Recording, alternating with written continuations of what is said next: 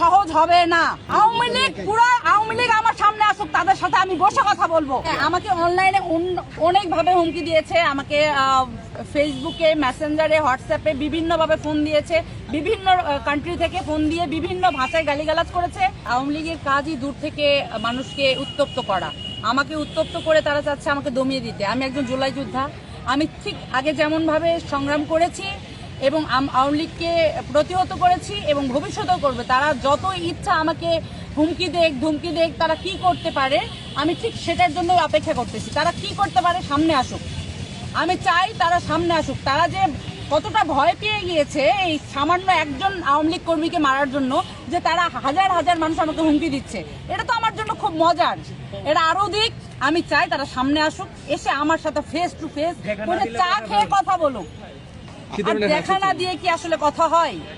তারা যে আমাকে কতটা মানে ভালোবেসে ফেলছে এটা তো বুঝতে পারতেছি। মানে এরা আর পারতেছে না নিতে পারতেছে না। সামান্য তারা এত বড় একটা দল, এত বড় সংগঠন, আমার মতো একটা থুনকো মেয়ের জন্য তারা এত কিছু আমাকে হুমকি দিতে হচ্ছে।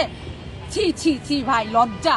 এটা আওয়ামী লীগের জন্য লজ্জা, এটা তাদের জন্য লজ্জা, আমার জন্য খুব আনন্দের। কারণ এনসিপি কে তারা ভয় পায় এবং ভয় পাবে। আমি একজন জুলাই যোদ্ধা, আমি মাঠে ছিলাম, আছি এবং থাকবো।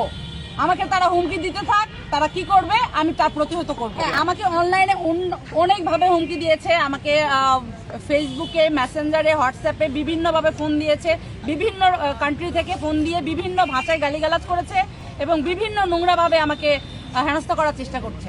তাদের এই হুমকি থেকে আপনি ভয় পেয়েছেন কিনা? এক ফোঁটাও ভয় পাইনি, বরঞ্চ আমার মজা লাগতেছে যে তারা আমাকে নিয়ে যে সমালোচনা করতেছে, তার মানে তাদের মধ্যে এতটাই ভয় সামান্য একটা কর্মীকে নিয়ে। আমি তো এনসিপির একজন সামান্য কর্মী, একজন জুলাই যোদ্ধা, তাকে তারা এত ভয় পায় যে তাকে মানে নিচু করার, মানে দাবিয়ে দেওয়ার জন্য তারা সকলে মিলে চেষ্টা করছে। আমার মিনিমাম 500টা ফোন আসছে কয়েক সেকেন্ডে বা কয়েক মিনিটে।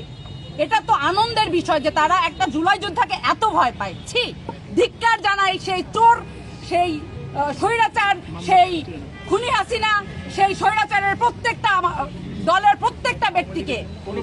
তারা দিয়েছিল ওই মহিলার গায়ে, কোনো পুরুষ হাত দেয়নি, বরঞ্চ আমি তাকে যত আমার রাগ হয়েছে, কারণ সে তারপরও গাড়িতে উঠে সে নোংরা ভাষায় সে কথা বলেছে এবং জয় বাংলা স্লোগান দিয়েছে।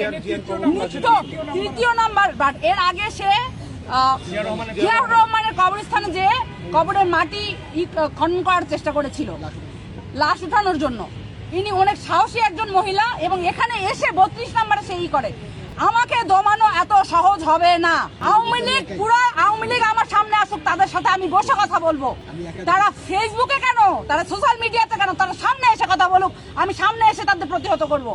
ইনকিলাব জিন্দাবাদ।